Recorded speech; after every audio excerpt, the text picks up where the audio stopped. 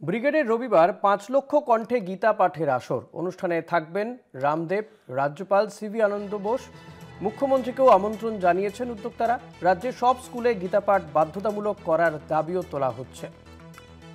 ব্রিগেডে ৫ লক্ষ কণ্ঠে গীতা পাঠ থাকবেন যোগগুরু রামদেব, রাজ্যপাল সিভি আনন্দ বোস, এমনকি মুখ্যমন্ত্রী মমতা বন্দ্যোপাধ্যায়কেও আমন্ত্রণ জানিয়েছেন উদ্যোক্তারা।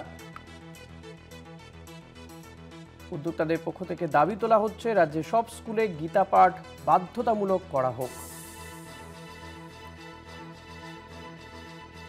ব্রিগেডের রবিবার ৫ লক্ষ কণ্ঠে গীতা পাঠের আসর, যেখানে উপস্থিত থাকবেন যোগগুরু রামদেব, রাজ্যপাল সিভি আনন্দ বোস, এমনকি মুখ্যমন্ত্রীকেও আমন্ত্রণ জানানো হয়েছে উদ্যোক্তাদের পক্ষ থেকে।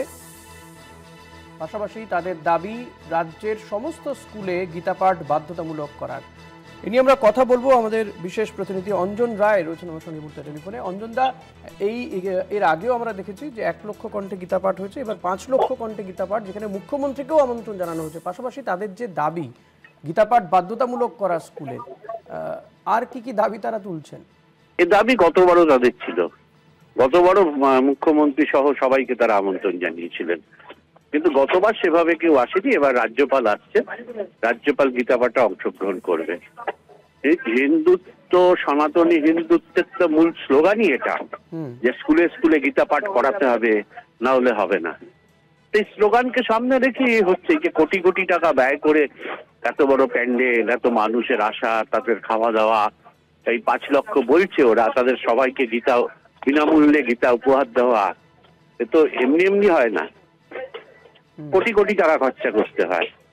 স্বাভাবিকভাবে এই উদ্দেশ্য নিয়েই তারা করছে। 2023-এ হয়েছিল 24-এর লোকসভা নির্বাচনকে সামনে রেখে হিন্দুত্ব ভোট এক করা।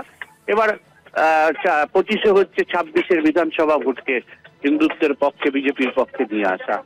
তাই নামে বেনামে এই ধরনের অনুষ্ঠান তৈরি হচ্ছে। এই দাবি ওদের স্কুলে গীতা পাঠ আগেও ছিল, এবারও আছে, এবার ওরা আরো সক্রিয়ভাবে করছে। যত দিন যাবে তত ওরা এই দাবি আরো বাড়াবে। অঞ্জনদা, উদ্যোক্তারা কি বলছেন? তারা তাদের এই লক্ষ্যমাত্রা ছুঁতে পারবেন?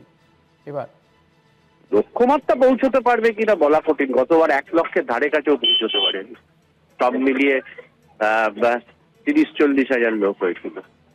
কিন্তু এবার বলছে 5 ঘন্টে, বলতে তো কিছু ব্যাপার নেই, দেখা যাবে রোববার কত লোক আসতে পারবে। ধন্যবাদ অঞ্জনদা। কথা বলছিলাম বিশেষ প্রতিনিধি অঞ্জন রায়ের সঙ্গে।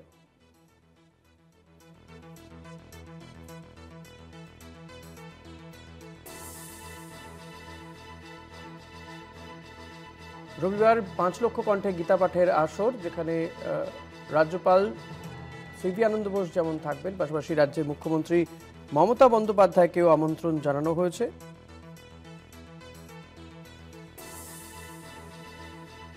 ব্রিগেডের রবিবার ৫ লক্ষ কণ্ঠে গীতা পাঠের আসর। পাশাপাশি তারা দাবি রেখেছেন স্কুলে স্কুলে গীতা পাঠ বাধ্যতামূলক করার।